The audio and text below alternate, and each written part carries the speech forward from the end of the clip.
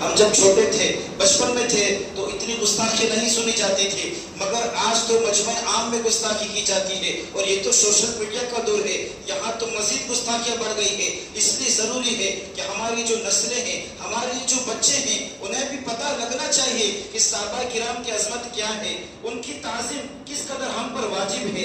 حدیث پاک میں ارشاد ہوتا ہے، کل قرآن کے حوالے سے صحابہ کرام کے شان میں جو آیت کریمہ نازل ہے اس پر بیان ہو گیا، اب حدیث رسول کی روشنی میں ہم صحابہ کرام کی تعظیم کو بیان کرتے ہیں۔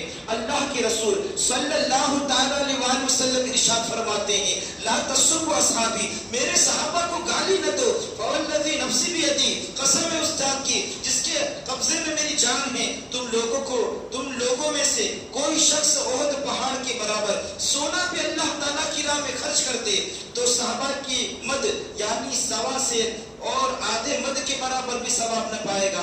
اللہ اکبر۔ میرے آقا فرماتے ہیں، اکرموا اصحابی فانہم خیارکم، میرے صحابہ کی عزت کرو کیونکہ وہ تمہارے درمیان بہترین ہے، وہ تمہارے درمیان بہترین ہے، بہترین ہستی ہے۔ ثم الذین یلونہم، ثم الذین یلونہم، پھر وہ جو ان کے قریب ہے، پھر وہ جو ان کے قریب ہے، یعنی صحابہ کے بعد جو ہے گزرے وہ تابعین ہے، پھر تابعین کے بعد جو ہے وہ تبع تابعین ہے، تو یہ بہترین زمانے والے ہیں۔ میرے آقا صلی اللہ تعالی وسلم نے ارشاد فرمایا، مسلمانوں کو آگ نہیں چھوئے گی جس نے میری زیارت کی، اور اسے بھی آگ نہیں چھوئے گی جس نے میری زیارت کرنے والے یعنی صحابہ کی زیارت کی۔ سبحان اللہ۔ حضور علیہ السلام نے فرمایا، میرے اصحاب میں سے جو صحابی کسی زمین میں وفات پائے گا تو اس سرزمین والوں کے لیے ان کا پیشوا اور نور بن کر اٹھایا جائے گا۔ سبحان اللہ۔ جو صحابی کی زمین میں انتقال فرما جائے، سبحان اللہ، تو وہ اس سرزمین والوں کے لیے ان کا پیشوا اور نور بن کر اٹھایا جائے گا۔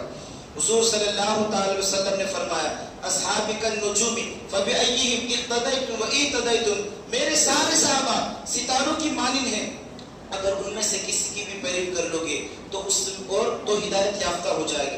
دیکھو حدیث پاک میں مطلق فرمایا، میرے صحابہ میں سے کسی کی بھی پیروی کرو گے تو ہدایت یافتہ ہو جاؤ گے۔ ایسا نہیں کہا کہ اس میں سے حضرت میرے معاویہ الگ ہے، ان کی پیروی نہیں کرنی، ایسا نہیں کہا کہ حضرت ابو سفیان الگ ہے، ان کی پیروی نہیں کرنی، ایسا نہیں کہا کہ حضرت ہند الگ ہے، ان کی پیروی نہیں کرنی۔ جو ایمان لے آیا حضور کی ظاہری زندگی میں اور اپنی ظاہری آنکھوں سے حضور کا دیدار کیا تو وہ صحابی بن گیا، تو اب صحابی بن گیا تو وہ غوث قطب ابدال بڑے بڑے اولیاء سے وہ مرتبے میں بڑا بن گیا۔ تو یہاں مطلق حدیث پاک میں ہے کہ میرے صحابہ میں سے اگر کسی ایک کی بھی تم نے یہ پیروی کرنی تو تم ہدایت یافتہ ہو جاؤ گے۔ میرے آقا فرماتے ہیں، خیر القرون قرنی، میرا زمانہ بہترین زمانہ ہے، پھر میرے صحابہ کا، پھر ان کا جو ان سے متصل ہو، ان سے ملے ہوئے ہوں گے۔ حضور صلی اللہ تعالی وسلم نے فرمایا، صحابہ کرام کے بارے میں اللہ سے ڈرو، میرے بعد ان کی گفتگو کو نشانہ مت بنانا ان کو،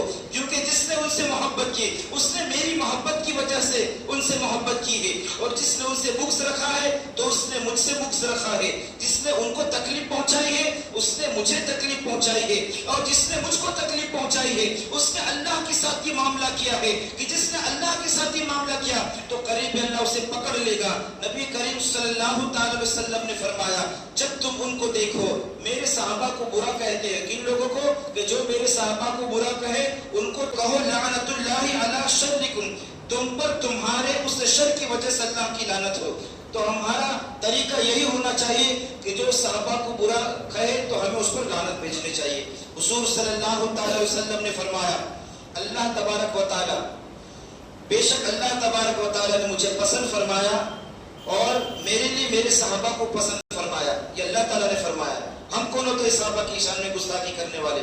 جب اللہ تعالیٰ نے صحابہ کو چن لیا، بس ان میں سے میرے لیے وزیر اور اصحاب اور انصار بنائے، تو جو ان صحابہ کو برا کہے گا اس پر اللہ تعالیٰ اور فرشتوں اور تمام لوگوں کی لعنت ہے۔ قیامت کے دن صحابہ کی گستاخی کرنے والوں کا کوئی صدقہ قبول ہوگا نہ کوئی زکات قبول ہوگی۔ حضور صلی اللہ تعالی وسلم نے فرمایا، میری شفاعت قیامت کے روز تمام امت کے لیے مباح ہوگی، مگر اس آدمی کے لیے میری شفاعت نہ ہوگی جو میرے صحابہ کے بارے میں نقص نکالتا ہوگا، انہیں گالیاں دیتا ہوگا، معاذ اللہ انہیں برا کہتا ہوگا۔ حضرت علی کائنات مولا کائنات فرماتے ہیں کہ کوئی بھی اصحاب محمد صلی اللہ تعالی وسلم کے برابر مشابہ نہیں ہے. ان کی پیشانی میں سجدے کا نشان تھا، یعنی کوئی بھی حضور صلی اللہ علیہ وسلم کے جو صحابہ ہیں ان کے برابر نہیں ہے. وہ صحابہ کرام کے پیشانیوں میں سجدوں کا نشان ہے. یہ مولا کائنات فرما رہے ہیں ساری رات اللہ کے لیے سجدوں میں اور قیام میں گزارتے تھے صحابہ کرام.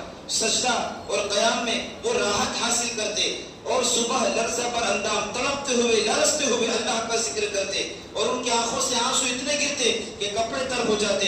حضرت عبداللہ ابن عمر فرماتے ہیں کہ رسول کریم صلی اللہ تعالی وسلم کی صحابہ کی شان میں گستاخی نہ کرنا، ان کی ایک ساعت کھڑی کا مقام تمہاری پوری زندگی کے نیک اعمال سے بہتر ہے. الایمان فی قلوبہم اعظم من الجبال، صحابہ کے ایمان ان کی قلوب میں پہاڑوں سے بھی زیادہ بڑا ہے. ہمارا ایمان کہاں اور ان کا ایمان تو ان کی دل میں پہاڑوں سے بھی زیادہ ہے.